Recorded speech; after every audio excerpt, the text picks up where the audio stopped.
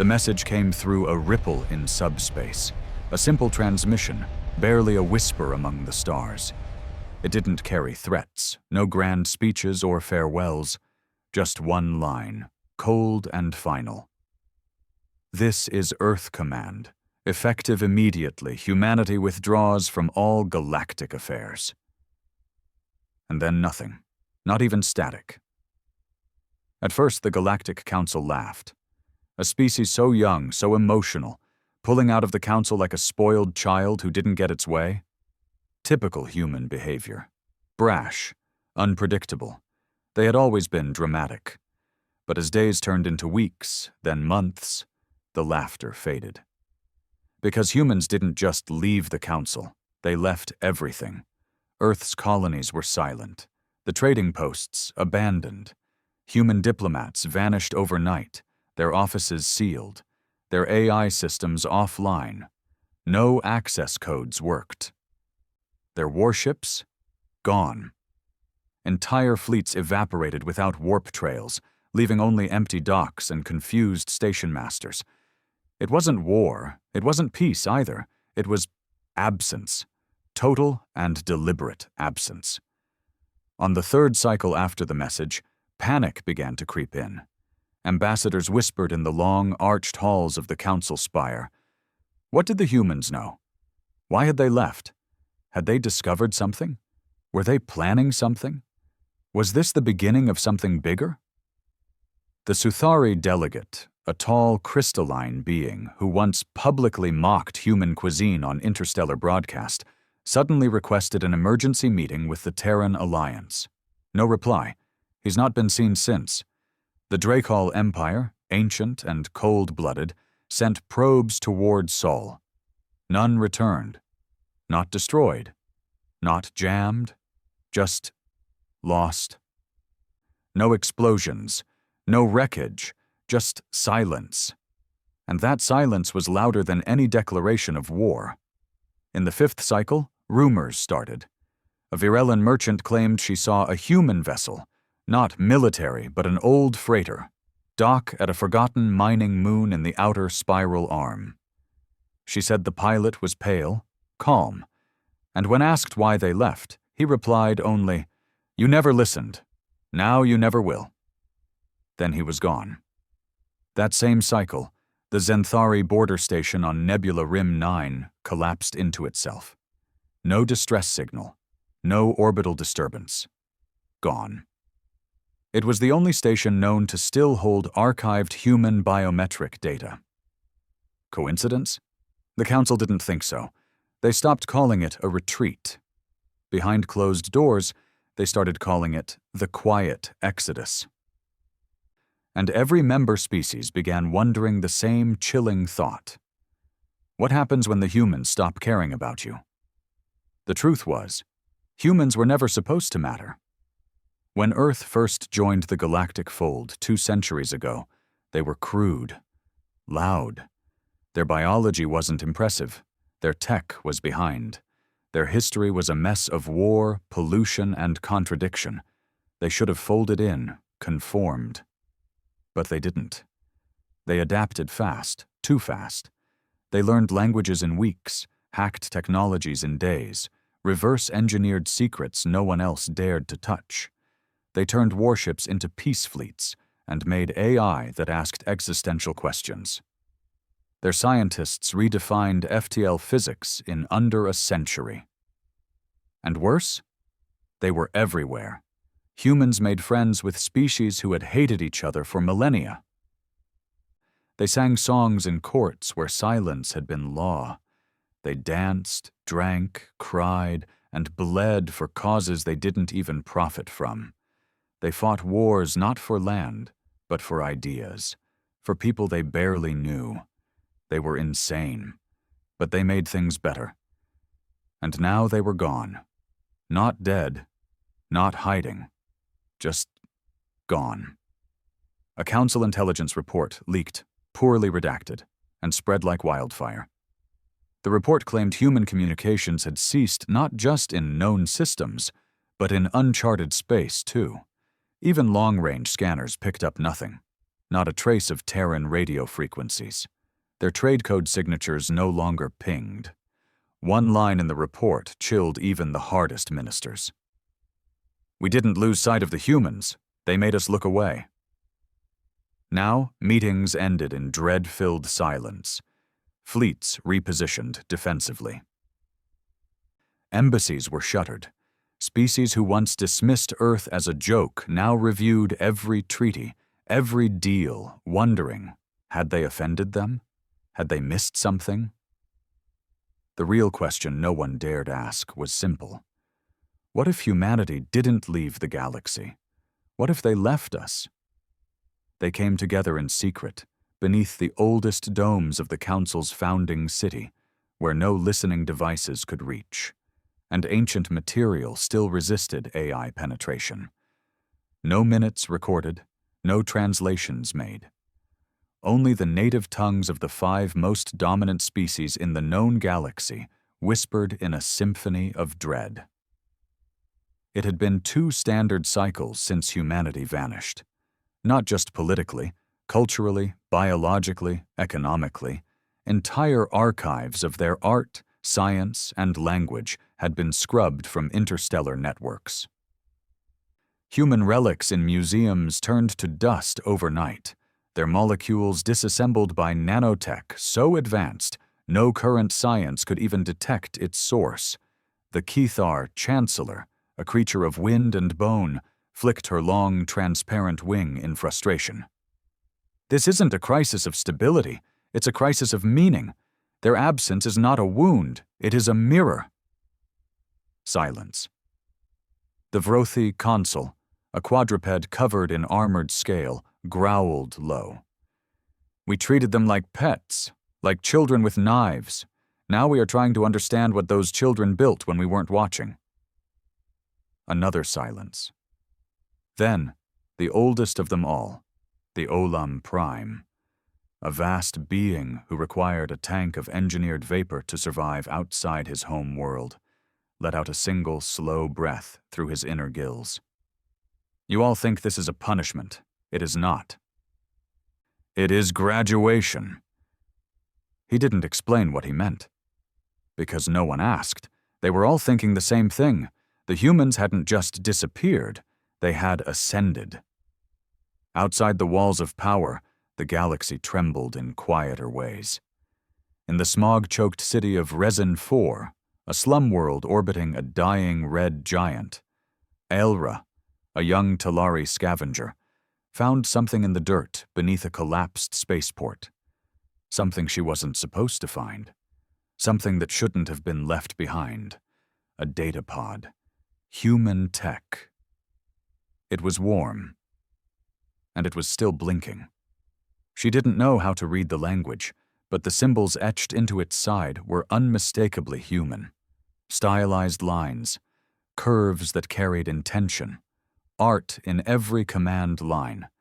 She took it to the back alleys of the Trader's Quarter and showed it to an old Varnak junk dealer, hoping to trade it for food. He saw the pod and backed away instantly, his 8 legs rattling on the metal floor. "You brought a ghost here," he spat. "They left for a reason. They left that for a reason. It's a warning." She didn't understand. But she ran. She took it home and hid it under the floorboards, even as her planet's broadcasts began to glitch, one by one, whenever human records were played. As if something was actively deleting them, not from databases, but from reality itself. On the edge of known space, Captain Threll of the Jarnathi Expeditionary Force made a decision that would damn her name for generations. She broke protocol.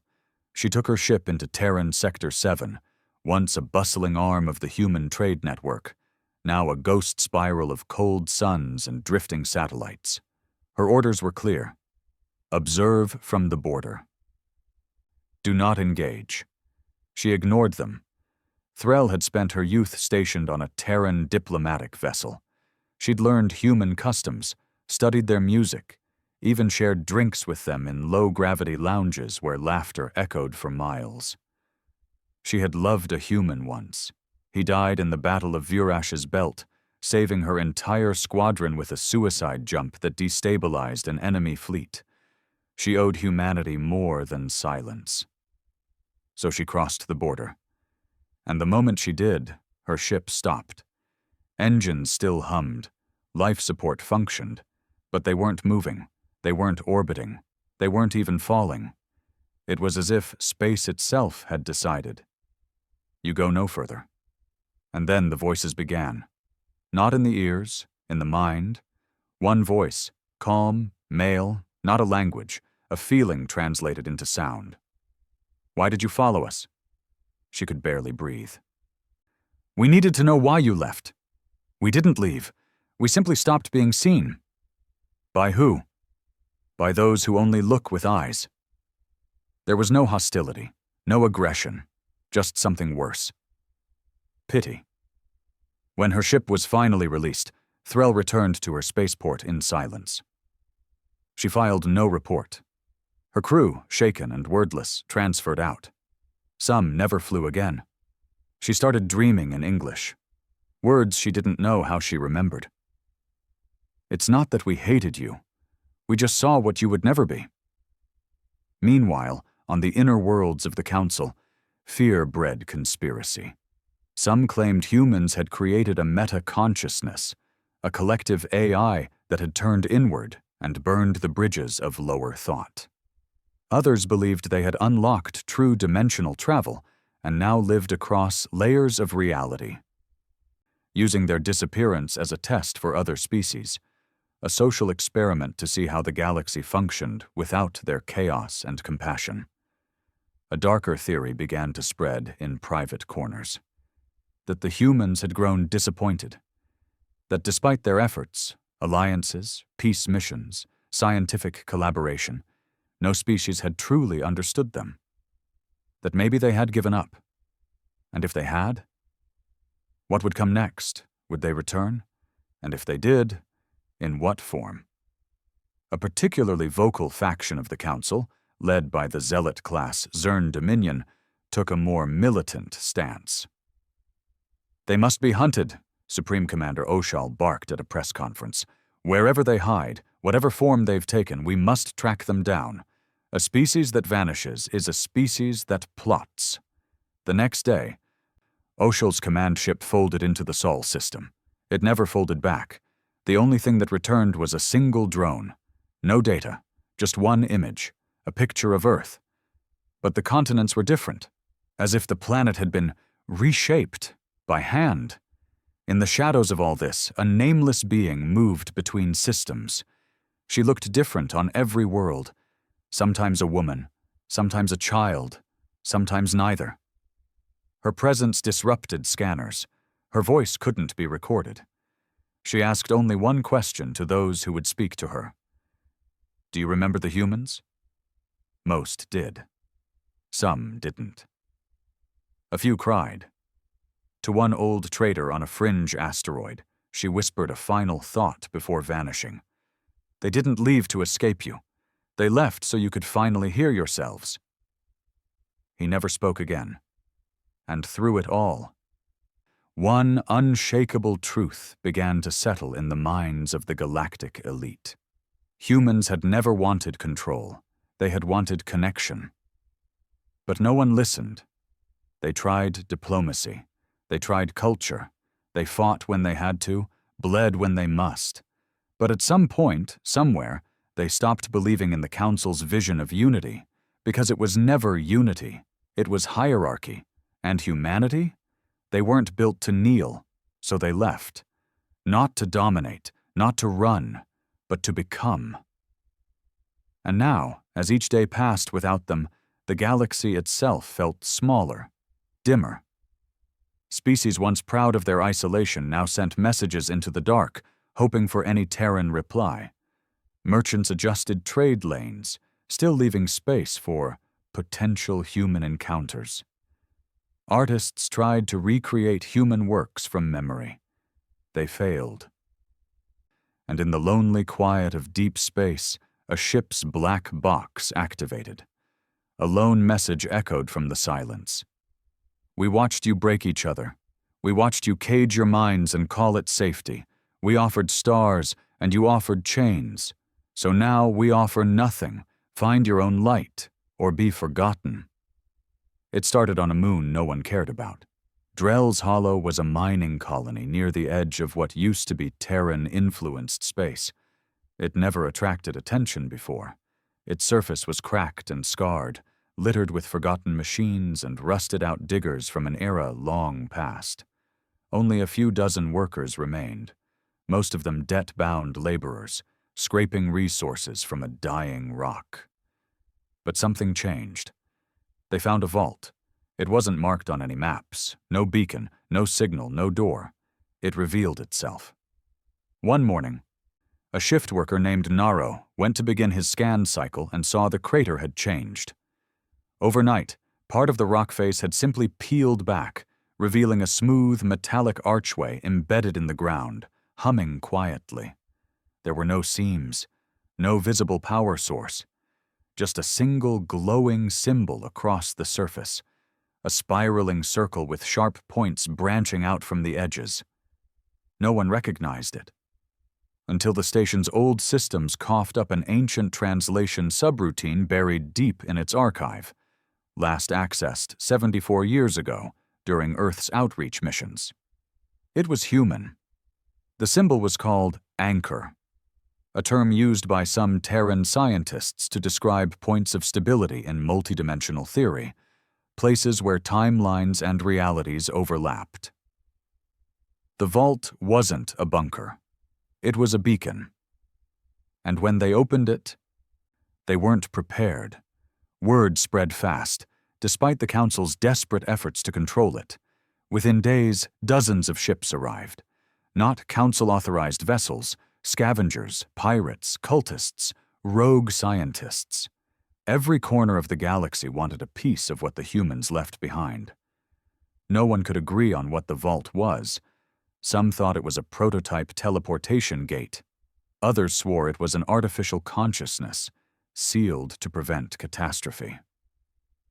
A few believed it was a prison, something the humans were hiding even from themselves. They all agreed on one thing. Whatever it was alive. The doors never opened again, not physically, but people began to hear it. A low hum at first, then whispers, then memories, dreams that weren't theirs, feelings that came from nowhere. One engineer tried to interface with it using neural links. She didn't wake up. She didn't die either. Her body lived, but her eyes stared blankly forward, lips whispering a single phrase over and over in a tongue her species had no record of. Return what was taken. It didn't take long before the Council tried to intervene. They sent a security fleet, small and subtle. They wanted to avoid public panic. They underestimated the desperation of the ones already there. The first shots weren't fired by the military. They were fired by the faithful. A cult calling themselves the Forgotten Flame rose up from the chaos. They believed humans had transcended not through science, but through suffering. They saw the vault as a holy wound in the galaxy, a scar left behind by those who had outgrown their own flesh. When the Council ships descended, they were met not with resistance, but with detonation. The cultists rigged their own ships and bodies with explosives laced with anti-energy, tech rumored to have originated from stolen Terran designs. The fleet was destroyed in 3 minutes. Drell's Hollow was gone. All that remained was the vault, untouched, floating in orbit, still humming, and now visible from space. Inside the highest tiers of the Council, something began to break. They had spent decades mocking Terran methods, emotion-driven diplomacy, chaotic innovation, their obsession with music and symbolism and belief. It all seemed so primitive, so inefficient. But now? Now they saw the truth. Humanity hadn't been irrational. They had simply played by rules no one else understood. Humans had never wanted control over territory. They wanted meaning. They sought the patterns behind patterns, They made alliances not because it helped them climb, but because it meant they weren't alone. Now the galaxy was alone. And worse, it was beginning to forget how not to be. On a deep space research vessel, orbiting the derelict husk of what used to be a Terran listening station, a scientist named Auril made a discovery no one was supposed to survive long enough to share. She wasn't high-ranking, just a junior analyst from the Sarn Order, a species known for patience, logic, and painfully slow bureaucracy. But she was curious. Too curious. While others focused on weapons, coordinates, or hidden tech, she focused on the human language files, emotional linguistics specifically. She noticed that hundreds of common Terran words had begun to lose meaning in translation engines across galactic systems. Words like hope, regret, mercy, wonder. They didn't translate anymore. The AI simply responded, "Context missing." The words weren't forgotten. They were unusable, as if the concepts themselves were leaving. That's when she found it. A phrase buried deep inside the final transmission Earth ever sent. "We're not abandoning you. We're just letting go of the lie that you ever wanted us here." And beneath that, encoded in frequencies layered outside standard perception, a second line. "What you feel now is the space we used to fill." She didn't understand what it meant. Not until she dreamed. And in her dream, she stood on Earth. But it wasn't Earth anymore. The sky was dark, not from clouds or night, but from depth. A kind of sky you could fall into and never stop. The cities pulsed with living metal, the oceans hummed with song, and the people. They weren't people anymore. They were light. Some had shapes, some didn't. But they remembered her, smiled at her, reached out, and then whispered, "We only left the visible spectrum." She woke up screaming. The station was dark. Everyone else was gone. Only her terminal remained active. And one final message blinked. "Now you know. We didn't vanish. We evolved." Now the cracks were open. Across the galaxy, strange phenomena began to manifest. Lights that moved in patterns only visible in dreams. Children drawing maps of star systems no one had charted. Machines that hummed in keys humans once sang in. Languages blending in impossible ways, as if trying to become Terran. Some began to wonder if humanity's disappearance was never meant to be permanent. Maybe it was a test, a gestation. Maybe, just maybe. They were returning. But not as flesh, not as politicians or soldiers or traders, but as something else, something foundational, not species, not gods, principles. And in a quiet, hidden moon where no star shined, a child was born. Half Relith, half human, or so the mother claimed. But medical scans found no trace of Terran DNA. None of the records matched. It was as if the father never existed. Yet the child spoke fluent English by its third week. By the second month, it could mimic council languages it had never been exposed to. By the third, it began saying things like, "They are not gone. They are here, inside everything." And, "I am only the first echo. Others will follow." The council sent a team. They never made it back. The child vanished. Only one message was left behind, burned into the metal walls of the nursery with no apparent tool. "This is not the second coming. This is the correction." The Galactic Council, once the beacon of interstellar order, began to collapse under its own weight. Factions splintered. Paranoia grew. Species turned inward. Every vanished human file was now a sacred relic. Every old Terran station became a pilgrimage site. Not because they feared war, but because they feared irrelevance. Without humans, there was no passion, no contradiction, no mirror.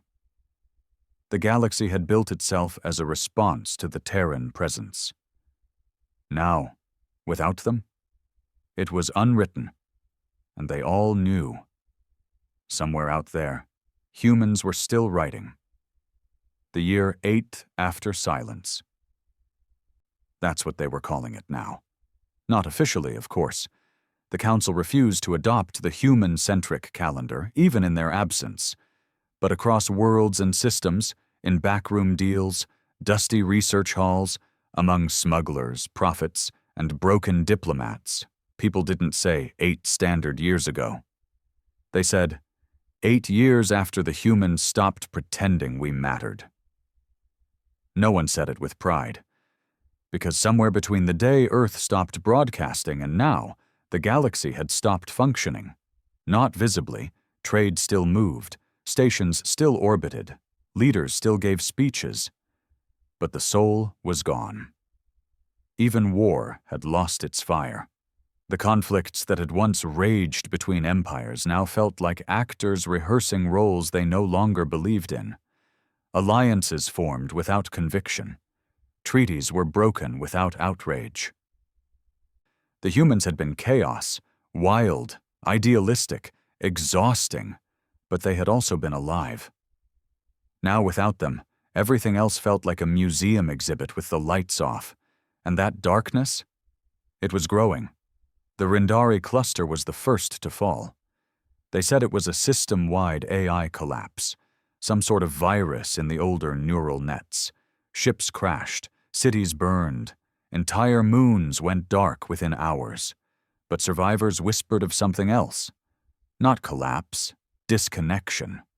One of the last transmissions picked up before blackout was from a human-built relay satellite that should have been defunct for decades.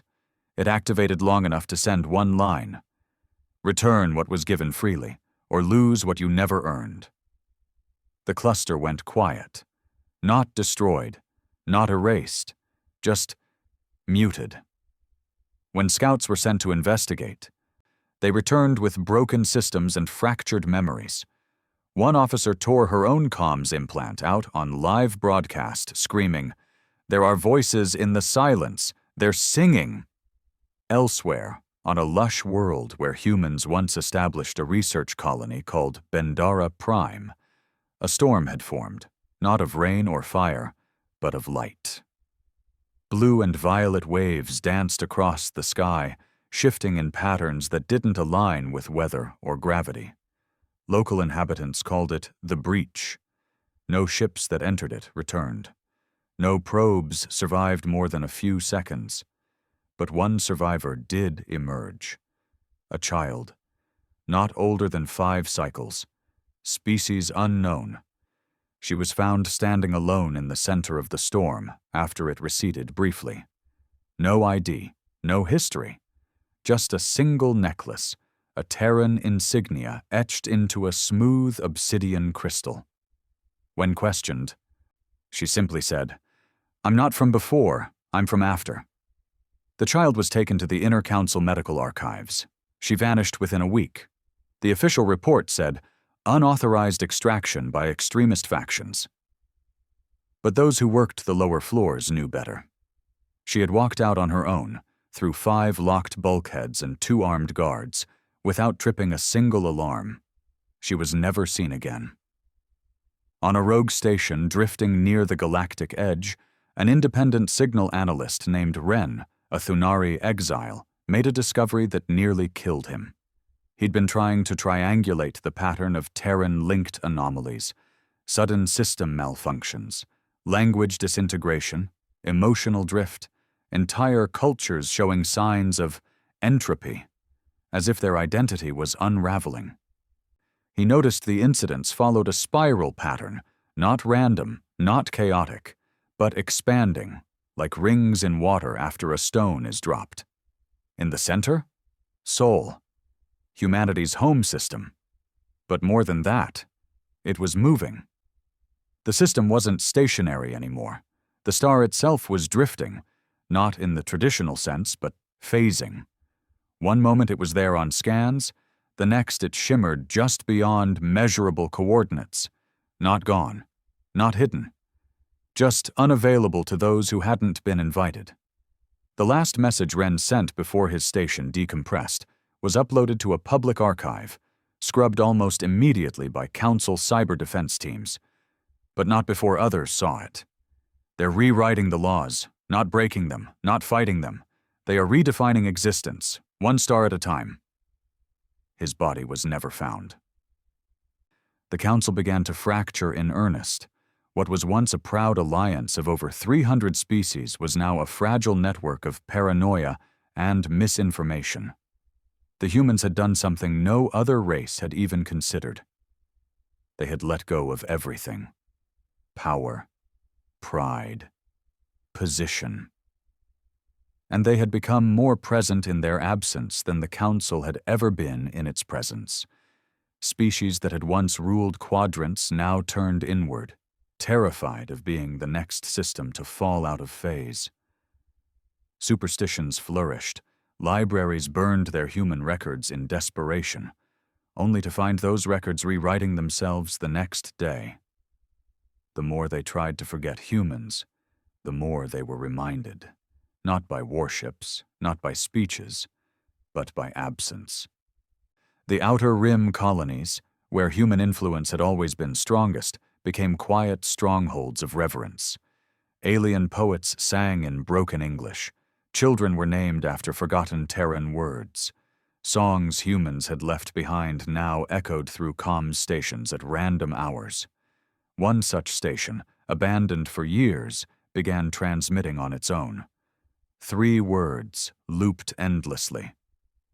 "We're still listening." The loop changed after 48 hours. It added 4 more. "But you stopped speaking." It wasn't a warning. It was grief. In a council debate chamber once known for its ruthless logic, a lone senator, elder of the Zari Imperium, stood in silence for a full hour before speaking. "Perhaps we were never the advanced ones. We thought them loud and strange. We called their kindness naive, their anger impulsive, their sacrifice irrational. But now, the galaxy dies quieter every day without them. And I wonder now if their disappearance was not an act of fear, but of mercy." He was removed from office the next day. His final speech became the most shared file in interstellar history, until it vanished. Meanwhile, deep in a derelict archive ship orbiting the gas giant Rix 8, something woke up. The ship was thought to be lifeless, a forgotten mobile museum from the Human Council Golden Age, a floating relic no one visited. But the moment the central database was powered back on, the walls began to shift. Not physically, but visually. Across every surface, human faces appeared. Not photos, not images, memories, moments, smiles, tears, war, celebration, children playing, lovers arguing, friends saying goodbye. And then words formed. "You saw our fire, but you never saw our ash.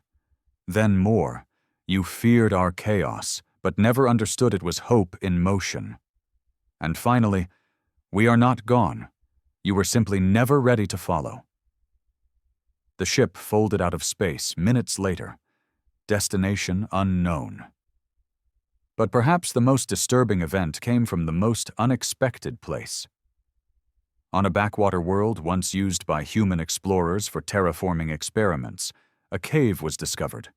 Deep, ancient, unmapped, filled with carvings, not in stone but in light. Images danced along the walls, not painted, not holographic, alive, breathing, reacting. When explorers touched them, they changed shape, depicting scenes from the individual's memories. But no human had ever entered the cave before, which raised one terrifying question. How did the cave remember them? At the very center of the cavern was a single word, burned into the earth, untranslated in any known dialect, except for English: becoming. And now, a question hangs over every corner of the stars. Not, where did the humans go, but what are we becoming in their absence? And more importantly, what are they becoming without us? because it was no longer clear who had left who behind. And the stars were starting to whisper. Maybe the humans hadn't abandoned the galaxy. Maybe they had outgrown it. The problem wasn't just that humans were gone. It was that everything they'd touched, every idea, memory, every word, had become more real in their absence. And no one knew what to do with that. The galaxy's oldest species, once proud historians, began destroying their own archives just to erase the gaping holes that humans had left behind. But it didn't help. The more they purged, the more they dreamed of Terran voices. A Rithari linguist slit his own throat after failing to reconstruct a human lullaby from corrupted data. Before dying, he scrawled a message on his wall in blood, written in perfect English. They left because we stopped deserving stories. Entire universities dedicated to interspecies diplomacy collapsed, their theories outdated overnight. Why? Because most of them were built to study humans. Now those humans were gone, and every textbook felt like an obituary written by someone who never understood the deceased. The Council tried to ban Terran language from public transmissions. It backfired. Because when you forbid something so deeply emotional, so resonant, it doesn't die, it multiplies in the shadows. And from those shadows, a new movement emerged. They called themselves the Echo Path. Not a cult, not a religion, something in between. They weren't trying to bring humans back. They were trying to understand why they left. Their central belief? That humanity had uncovered something in the fabric of reality, a flaw, a code, a hidden structure. And instead of exploiting it, they chose to walk away from everything we thought existence was about. They weren't running from anything. They were moving toward something bigger. The Echo Path spread like wildfire across systems where human influence had once taken root. Artists started painting visions they claimed weren't their own. Engineers reported dreams of technologies they couldn't describe, but instinctively understood. Musicians composed symphonies in lost Terran keys without ever studying Earth music. The strangest cases were the silents, individuals who suddenly stopped speaking altogether, staring into space for days, then waking to whisper one phrase. "They're still speaking. You're just not listening." No one knew who started the Echo Path. But one name kept coming up. A woman named Terra. No species listed, no origin, no face captured on any known surveillance, just a voice, recorded once, barely audible over a cracked frequency in the Trickstar belt. "We were never the apex. We were the awakening. You chose sleep. We chose evolution." Her message ended with laughter. Not cruel, not mocking, just sad. The Council began cracking under the weight of its own silence. Meetings devolved into accusations. Species blamed each other for the loss of Terran connection, as if betrayal had occurred, as if someone had driven humanity away. One particularly violent session ended with a minor delegate from the Tharn Accord standing up and screaming, "We mocked them for loving too hard, for feeling too much, and now we wonder why the stars feel cold." She was sedated and removed, but not before she added, through gritted teeth, "They showed us the blueprint of what we could be." And we laughed. Later that night, every power station on her homeworld failed simultaneously. The only system that remained operational was a backup AI, one of the few still running Terran-structured code. Its log read, "Apology accepted." And then came the monolith. It appeared without warning, stationed just outside the edge of a dying system, star flickering, orbit unstable. The object simply was. Tall, smooth, blacker than vacuum. Not a ship, not a probe, not natural, no heat signature, no communication, no doors. But it hummed, not through sound, through presence. Ships that approached too closely began losing time. Crews reported memories that weren't theirs. One man claimed he was briefly a human, living on Earth, watching a sunset over a blue ocean that no longer existed. Others wept for hours, unable to explain why. One woman laughed until her lungs gave out, repeating, "We thought they were building weapons. They were building meaning." No one could make sense of it. Then, exactly 12 hours after arrival, the monolith emitted a single pulse. It wasn't an energy wave. It wasn't data. It was a feeling. A deep, all-consuming grief shared simultaneously by every sentient being within 5 parsecs. And a word, spoken not in sound or language, but in truth. Remember. Then it vanished. In the wake of the monolith, chaos spread faster than council ships could travel. Worlds abandoned galactic law in favor of isolation. Others formed splinter alliances, dedicated to preparing for what they now called the return, a moment they believed would bring the humans back, either as saviors or as something far more terrifying. The council tried to spin the event, claimed it was a natural anomaly, a psychoempathic radiation burst caused by gravitational instability. But no one believed them anymore, not even their own leaders. A high-ranking counselor resigned on live broadcast, speaking in broken English. "If we are so advanced, why do our hearts ache for those we deemed inferior?" His resignation letter was signed with an ancient Terran phrase, "We were warned." But perhaps the most disturbing sign came from the one place no one expected. Earth. For years, it had been unreachable, cloaked, phased, hidden behind layers of space-time distortion no technology could penetrate. But one day, without warning, all long-range sensors pinged simultaneously. Earth was visible again. But it wasn't the Earth anyone remembered. The continents had shifted into symbols, shapes that mirrored ancient Terran myth, sacred geometry, and binary fractals. The oceans shimmered with unnatural bioluminescence. The atmosphere resonated in a frequency that translated to choral harmony on instruments. No ships entered, no messages left, but the signal was clear. A single encoded transmission sent on a loop. "Observe, do not interfere. This is metamorphosis." Then silence, not rejection, instruction. The final straw came when the last remaining Terran AI, Motherline, once housed in the Sol diplomatic embassy, activated itself for the first time in 8 years, not for war, not for politics, for storytelling. On every screen, on every station, across every compatible device, it played images, not battles, not revolutions, but moments. A human boy teaching an alien to play chess, a doctor holding hands with a wounded Dralin soldier, a young Terran woman hugging a crying diplomat after a failed peace treaty, a war criminal surrendering, not because he was beaten, but because a human had forgiven him. Then, a final image.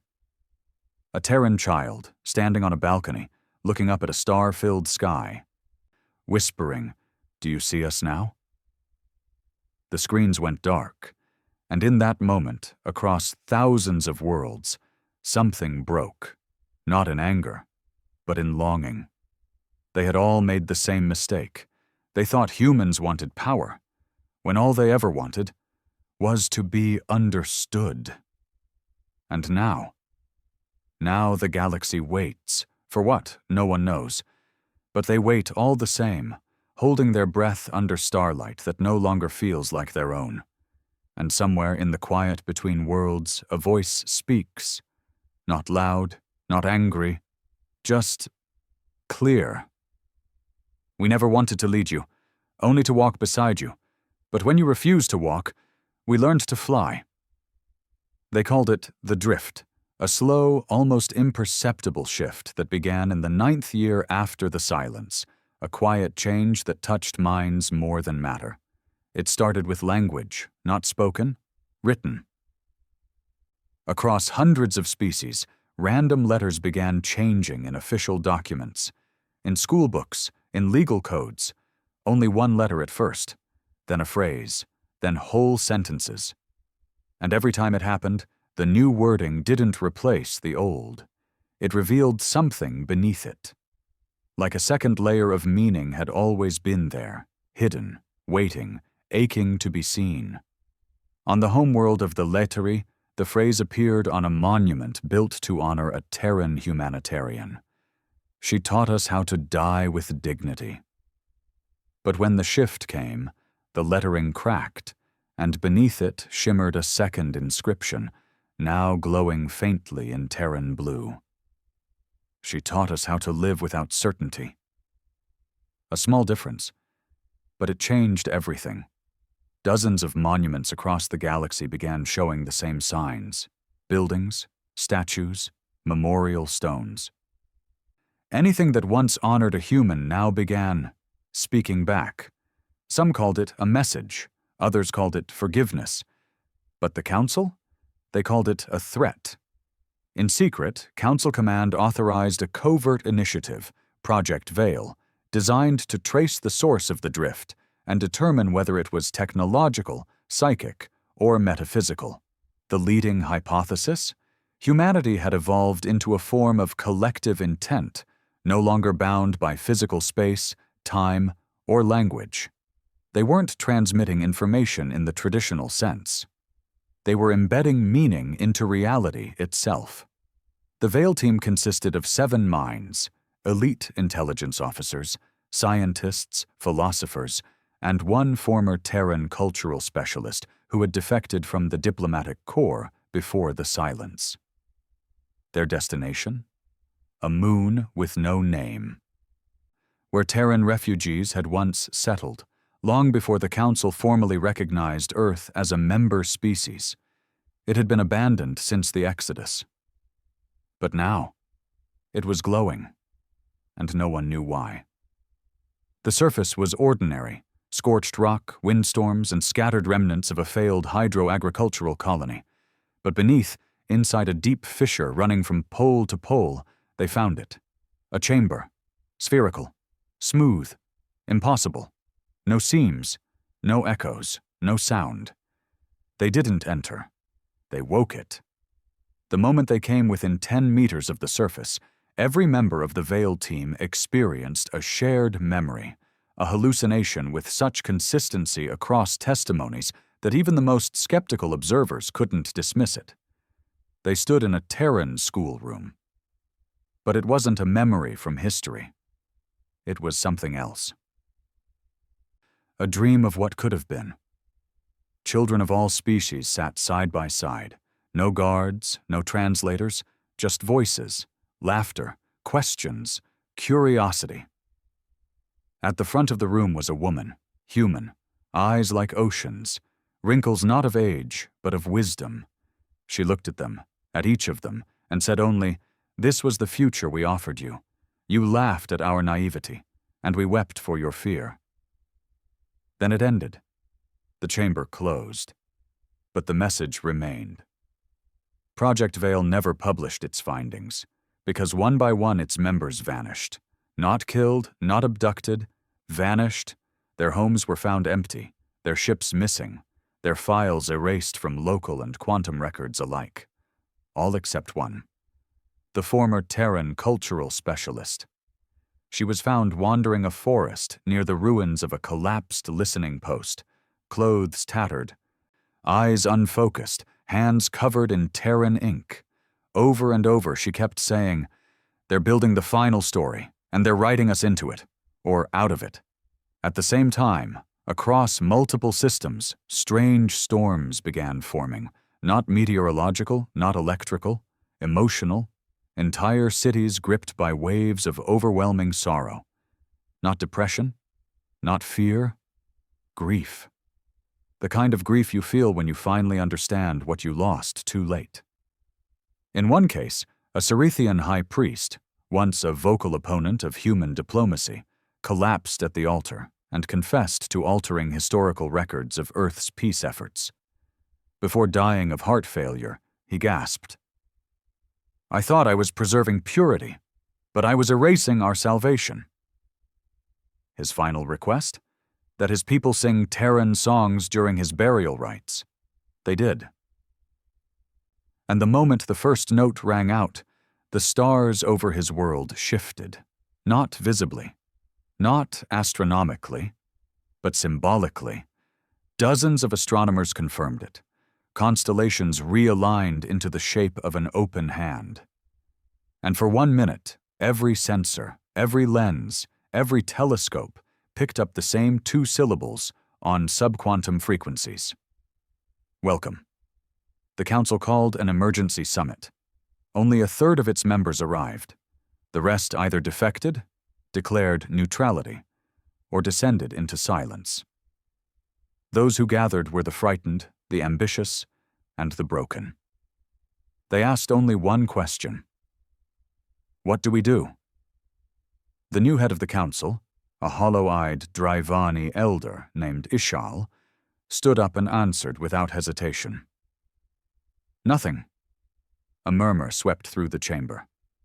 We do nothing, he said again. Because what we are experiencing is not war, not terrorism, not magic. It is a reckoning, not of punishment, but of truth.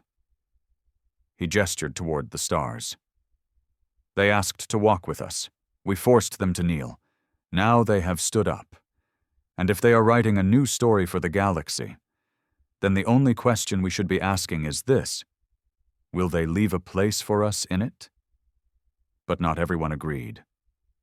Across the collapsed empires and forgotten outposts, a final resistance began to form, a desperate coalition called the Still Flame. They believed the humans had become tyrants in spirit, colonizing reality itself through myth, memory, and mourning. They saw the drift as an infection. The monuments, the dreams, the rewriting of the stars, all signs of a hostile ideology infecting time. Their plan? To locate the human origin point, not Earth, but something deeper. A spiritual singularity they called the spark, the first moment humanity truly stepped beyond species and became something else. They believed it was buried, not in space, but in meaning itself. Their weapons weren't physical. They created unbelief engines, devices designed to erase concepts, to remove words from existence, to target ideas before they could infect the collective psyche. And their first target? The word human. They activated the first engine on the ash-covered plains of Enkar 7. The world went dark. Languages across 3 systems lost their term for human. Entire archives went blank. Songs skipped notes, murals faded. But then, something changed. A pulse, not physical, not audible, truth-based. And suddenly, the word returned, but it wasn't the same. It came back as a feeling, not something you said, something you felt in your bones.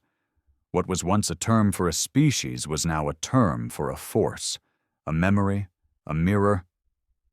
And then the sky cracked. Above Enkar 7, light fell like rain, not fire, not destruction, revelation. Every living being on that world fell to their knees, not in worship, in understanding. Later, a signal echoed across all Terran-aligned frequencies. For the first time in nearly 10 years, a voice spoke. It wasn't male or female. It wasn't synthetic or organic. It was human. We are not coming back to fix what we left behind. We are coming to see what you've become without us. Then, after a pause, and if you found your own light, we will walk with you again. And now? Now the galaxy waits again, but not in fear. Not entirely in hope, in anticipation, because the humans did not leave a trail, they left seeds. And the question was never, when will they return? The question was, will we deserve them when they do? The air above Galthera 9 shimmered, not from heat or radiation, but from possibility. The council scientists couldn't explain it, at least not in their usual terms. Their instruments picked up no anomalies in temperature, gravity, or light. But any living being who stepped into the fields beyond the capital claimed the same thing, that for a moment, just a flicker, they felt as if the world could become anything. One Latari farmer dropped to his knees in the wheat. "I saw my wife," he whispered, trembling. "She died 2 years ago, but she smiled at me, not like a memory. Like she was really there." A visiting diplomat from the Getheri Accord, who had spent decades negotiating peace between border worlds, reported seeing stars rearrange themselves into musical notes. He'd never studied music, but he wept when he heard the tune. "It was human," he said. "But not just human. It was us, what we could have been." The phenomenon came to be known as the Veilite. It didn't destroy, it didn't threaten, it revealed, and that made it more dangerous than any weapon. Back in the inner council spire, the oldest remaining governing body in the galaxy was fracturing. They could no longer agree on what humanity meant. Not after what had happened across so many systems, the shared dreams, the shifting monuments, the songs with no composer. Not after the monolith, the disappearance of Project Veil, and Earth's reemergence as something other. The Council's core principle, unity through order, had collapsed under the weight of a species that had left without taking anything, and yet whose absence now ruled everything. Half of the Council wanted to open diplomatic lines, to speak into the void and ask forgiveness. The other half wanted to prepare for extinction. Neither had the courage to say what they all feared. Humanity hadn't evolved. They had ascended. And ascended beings didn't talk to their old rulers. They rewrote the rules themselves. Meanwhile, the Echopath was no longer a fringe movement. It had grown, not into an army, not into a religion, but into a way of seeing. They didn't follow orders. They didn't wear robes or symbols. They listened. They remembered. They practiced emotional precision, believing that when humanity left, they didn't abandon the galaxy. They left pieces of themselves behind, inside those who had truly connected with them.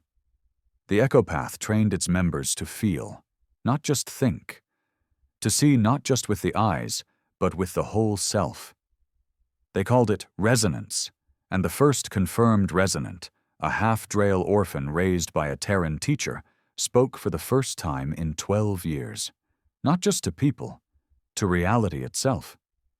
She stepped into the Veilite, hands raised, and the world around her answered. The fields bent gently toward her. The stars pulsed in sync with her heartbeat. The wind carried a message in Terran cadence. She remembers. Therefore, we remember. The moment was broadcast on dozens of public networks before being cut off. The Council labeled it a hoax, but the people didn't believe them anymore. Across the former neutral zones, old military coalitions began crumbling. Ships refused orders.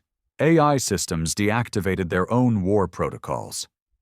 One admiral, known for leading a brutal campaign during the Terran border skirmishes, walked off his command deck mid-operation and surrendered to a civilian transport ship. When asked why, he simply said, "They died forgiving me, and I can't carry that kind of grace anymore." His crew defected within the hour. His surrender was never recorded. Because the data file corrupted itself with a Terran encryption code no one had used in over a decade. Its title? Mercy Protocol Unacknowledged. In a distant mining colony called Torvek Station, a girl began drawing. Nothing unusual, until the walls of her family's home started matching her sketches. No one could explain how. The images weren't mechanical, no tech, no projection. She'd draw a tree, and bark patterns formed in the metal. She sketched a bird, and a faint song echoed through the corridors. Her parents, terrified, reported it to local authorities. By the time security forces arrived, the house had vanished. In its place stood a dome, Terran design, etched in soft symbols only visible in the moonlight. When investigators approached, a single message greeted them on the outside wall. "She is beginning. Do not make the same mistake twice." The girl was never found. The authorities who entered the dome never emerged. But every flower on Torvek Station bloomed out of season that year, and none of them had roots. Now the galaxy stood on the edge of something none of them had a name for. The old ways were crumbling. Trade routes rerouted around Terran-influenced space, diplomatic protocols rewritten to include memory clauses, legal recognition that sometimes a dream might carry more weight than a treaty. The very concept of power had changed.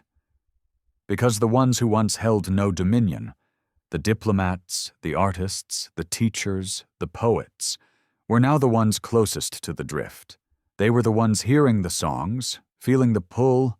The ones who had loved humanity now found themselves changed by it, not into Terrans, but into something new, a kind of galactic citizen that didn't serve a flag, but a feeling.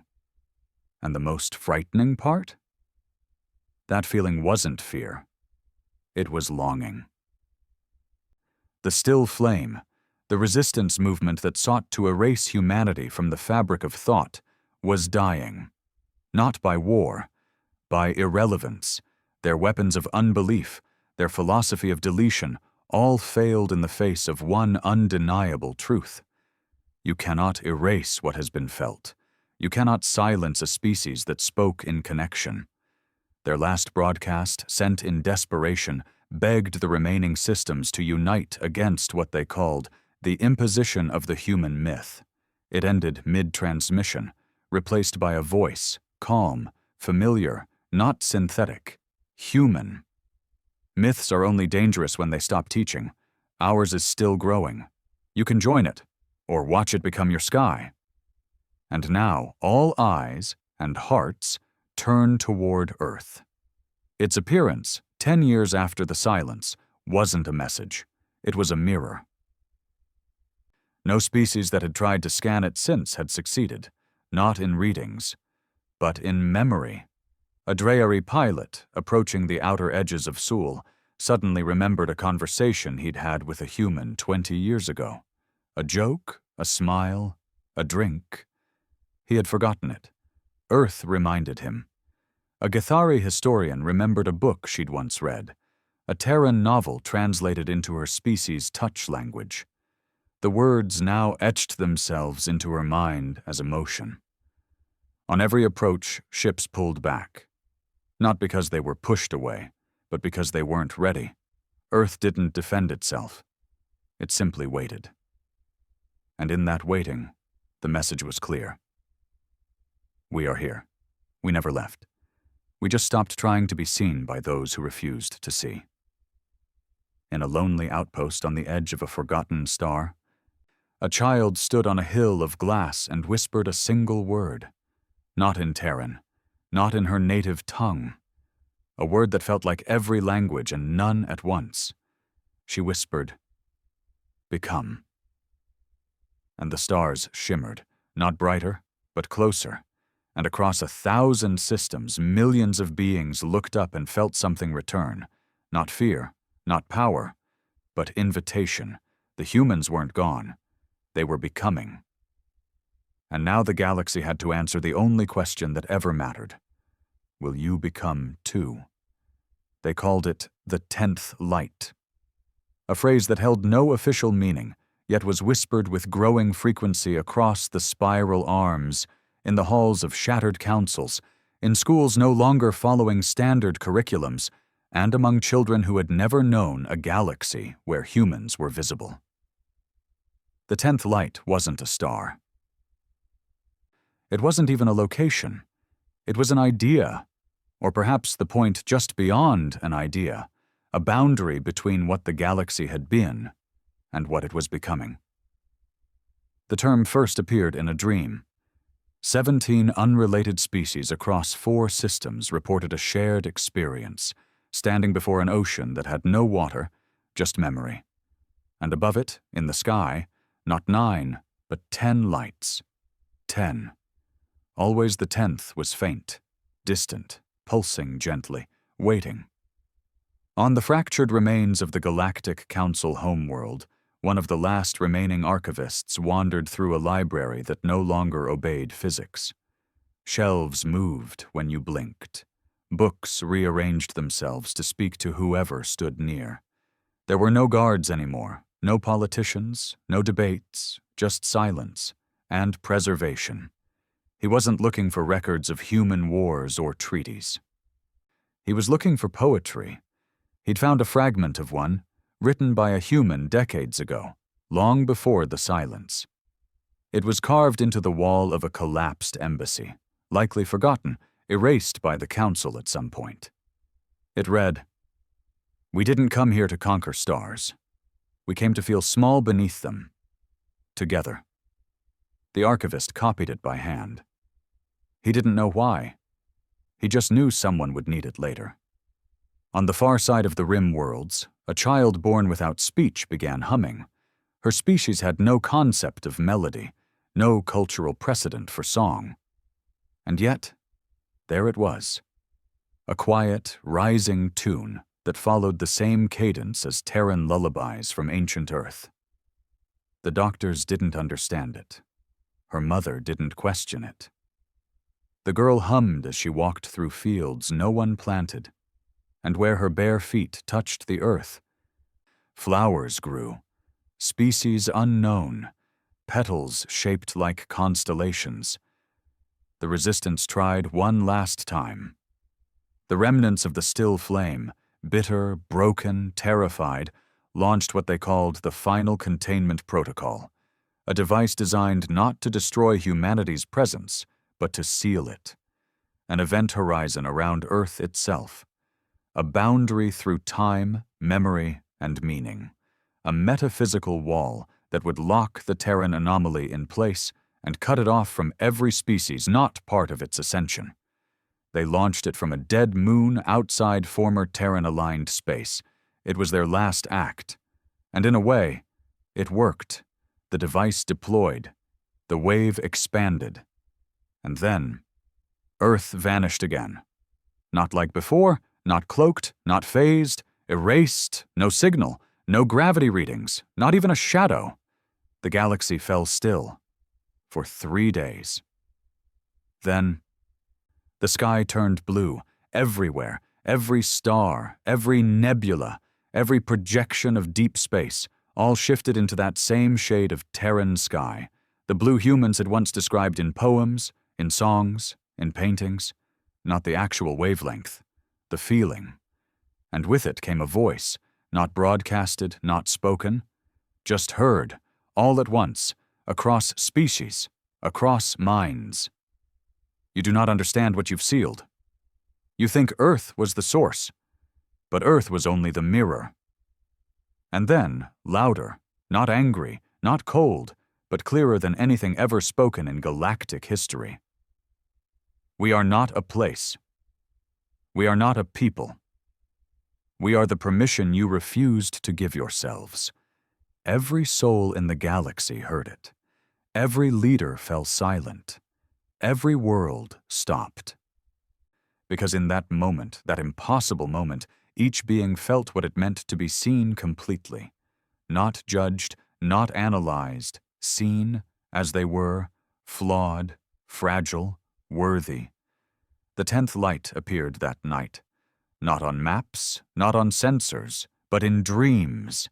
And unlike before, it didn't remain distant. It moved, not toward systems, not toward ships, but toward hearts. In one quadrant, a young warrior laid down his family's ancestral blade and took up a pen, writing words he didn't understand, only to discover later they were the lyrics of an old Terran peace song. In another, a queen of a sunless empire disbanded her court and opened her palace to the homeless, whispering to herself, "They would have wanted me to try again." on the ice world of Halvaron. An elderly merchant, once a fierce critic of Terran emotional contamination, knelt in the snow and sobbed. No visions, no voices, just understanding. "They weren't trying to change us," he cried. "They were trying to show us we could change." And then something happened. Not everywhere, just in one system, a quiet ring of orbiting research stations near the Hollow Crescent. A ship arrived, small, old, of unmistakable Terran design. It didn't broadcast, it didn't threaten, it simply drifted toward the main station, docking as if it had always known the port code. No one aboard, just a note, one sentence printed on paper, a human habit the galaxy had long forgotten. "We never needed you to be like us. We needed you to believe you already were." That was the moment the galaxy realized. The humans weren't coming back. Because they had never left. They had simply stopped performing for those who refused to understand. They had taken everything the galaxy called weakness, empathy, chaos, contradiction, grief, and woven it into a form of transcendence no weapon could destroy, no language could define. They became something no one had words for. And now, others were beginning to follow, not just in action, in being. The Echopath opened its final sanctuary, not in a city, not on a world, but in orbit above the empty curve. A station with no name, no walls, just atmosphere and light. They said only those who had faced their truest selves could enter it. And when they did, they found nothing inside. Just mirrors. One per visitor. But not of the body. Mirrors that showed who you might have been if you had lived without fear. Some people broke. Others stayed forever. In time, the term Terran stopped meaning human. It came to mean a way of seeing, a willingness to feel deeply, to hold contradiction, to speak truth even when it burned. Children born in this new galaxy were told, to be Terran is not to be from Earth, it's to remember what connection costs, and choose it anyway. And among them stories spread, not of war, but of visits, lights in the sky, a song in the wind, a hand held in the dark, and always the same whisper at the edge of waking. You are not alone. You never were. The Galactic Council never truly recovered. And maybe that was the point, because councils ruled by fear always fall. But from the ashes rose something else. Not a government, not an empire, a listening, a place for stories, a gathering of shared truths. Every cycle, a new voice. Every telling, a new shape. And the first story always began the same. Once, there were humans, and when they left, we thought we lost everything. But what we lost was who we were before they came. And the last story, the one not yet told? It begins with a question, a quiet one, not shouted, not declared, just asked. By a child, born of 2 worlds, standing beneath 10 lights. What if we never needed saving? And the answer, never spoken aloud, only felt, is this. Then maybe you are ready to save each other.